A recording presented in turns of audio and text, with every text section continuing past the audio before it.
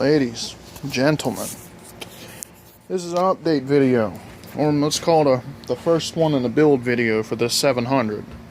Y'all may have seen it. I had mentioned it in a State of the Shack not too long ago. I haven't really done a walkthrough, and I kind of got a little ahead of myself.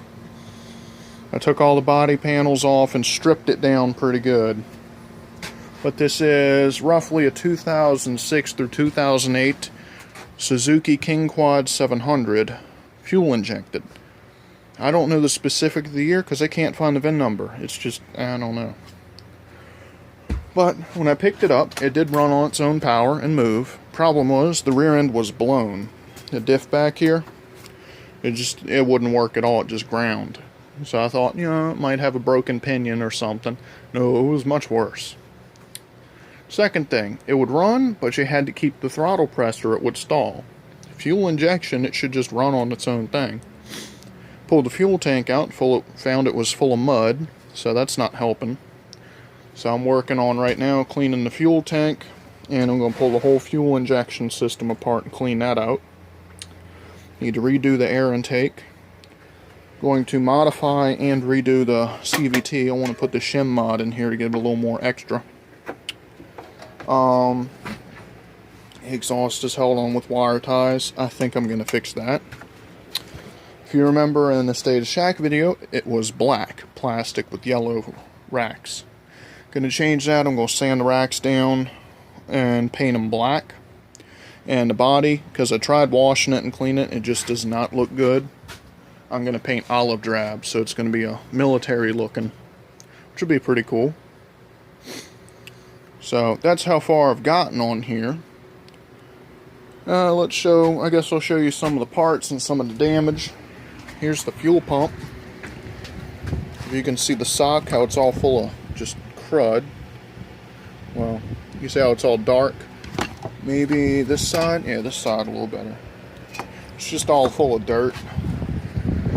Here's the fuel tank itself. Nobody light a match.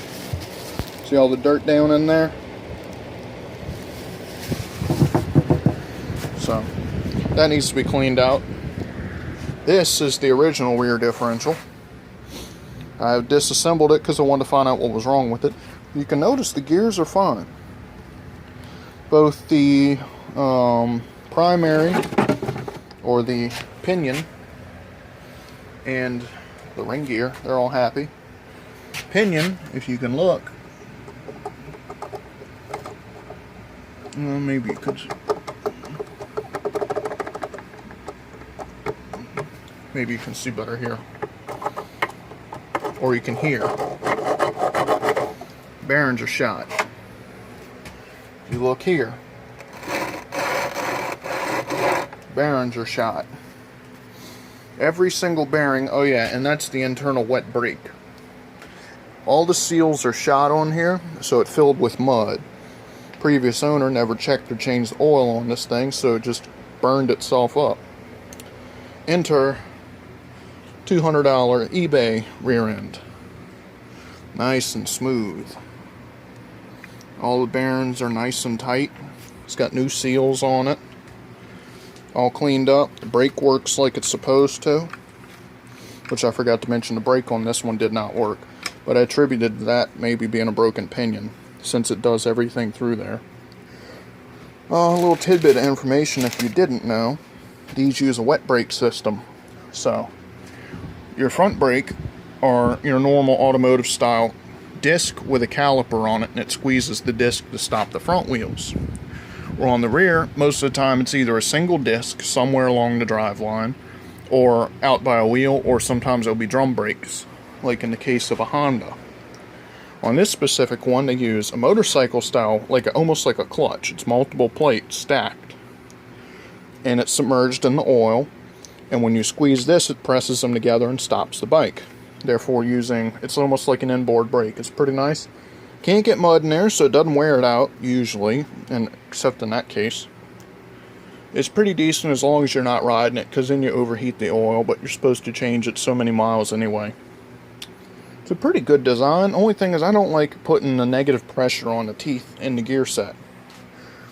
Because normally, on most applications, you're only applying pressure to one way, one side of the gear teeth, when you're going, in forward propulsion usually. When you're doing this, using a brake, you actually have the gear set driving the pinion. Kind of like, almost like an engine brake on it. It's just, I think it just causes more wear than it should. But they designed it that way, and they all went to school like I didn't, so they're probably a lot smarter than me. Moving on from there, I guess I'll show you the plastics. I washed them as best I could, but if you can see, they're just dull and all scratched up. I'm going to take that out of there. That thing's useless. Not to mention I had a few close calls with the exhaust. It doesn't look that great. So I'm going to sand them up a little bit, paint them green. I think it'll look pretty nice. Plan on putting a white star on the side right here, just like the military look. I think that'll look pretty cool. Moving on, yeah, that one still runs good. This isn't a stated shack, so I don't have to give you all of that. But, what else I have planned for this thing? Gonna start with putting the rear end in. I'm gonna get some new wheel bearings for the back end here. Because, if you can look, see how wore out those are? Those are on the way. They're in Florida right now, so it should be the end of this week I get those. Change those out this evening. I'm going to put the new diff in, remount the axles, which are right here. Plan on cleaning the fuel tank. I'll clean this section out, reinstall that. I may see if I can rewind another cord on there, though. I don't know if you can pull over a 700. That's a lot to ask. And pull the primary cover off where the CVT is. Clean up in there. I'm sure the clutch and everything's all full of schmoo where it'll just need to be cleaned up, because they had a really chinky exhaust snorkel came up to over here. I showed it in whatchamacallit, Stated Shack video. It was junk. It was all full of mud all in there, so I guarantee that primary's all full of mud.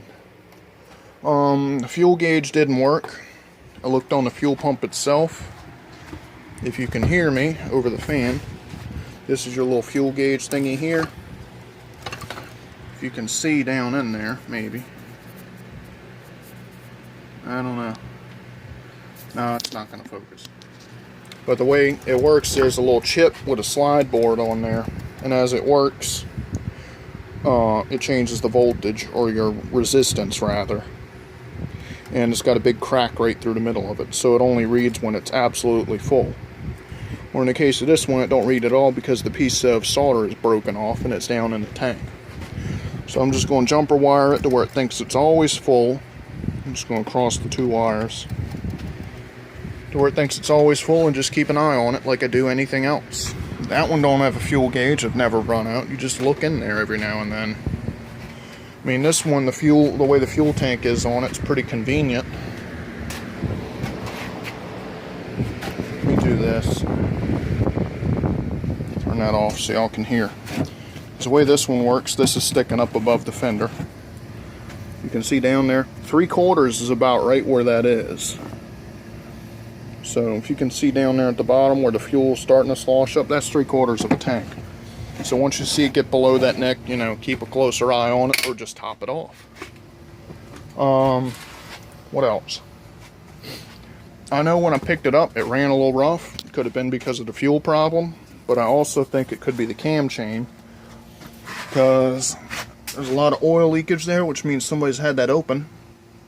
I opened it not that long ago, right after I got it, and it had almost no slack left in it.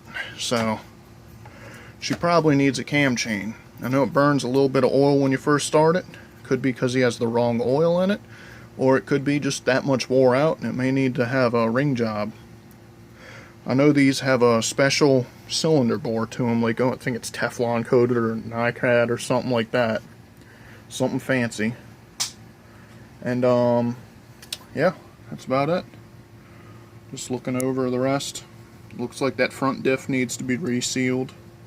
See about buying some seals for it. Redo that. Hoping to make a bunch of little videos for y'all. I mean, some things I'm not going to video, like painting. I mean, that's pretty generic. It's real easy to, clean plastic and spray paint it. Plus, if I make a video, I'm going to have tons of people hating and giving me comments about how I'm doing it wrong, I'm ruining it. So I don't want to hear it, so I'm not going to do it. Anything else? Oh yeah, this one, if you watch right here, you can't really see it in the video, but this bushing's totally gone in this A-frame. That needs to be changed. And then the wheel bearing on this wheel needs to be changed. Strangely enough, the tie rods are tight. Front brakes work. That's about it. So I think I'm going to call this video here. This will be part one of the, I don't know what to call it. Let's see, the King Quad 700, I guess. I'll just make a playlist. Start putting these up here. I might do a part two tonight. Cleaning this up. Something. I don't know. Any questions, like tire size or something like that, get that out the way. It's 28 by 9.5 by 12. The back is probably 28 by 12 by 12. Pretty sure. Yeah, 28, 12.5 by 12.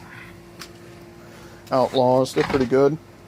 Depending on how things go, I may end up upgrade those. Since those are 12 inches, I may put them on that Honda back there, since it's got stocks. So it does alright. Got any comments, suggestions, questions? Throw them in the doobly-doo comment section down below. And have an awesome day.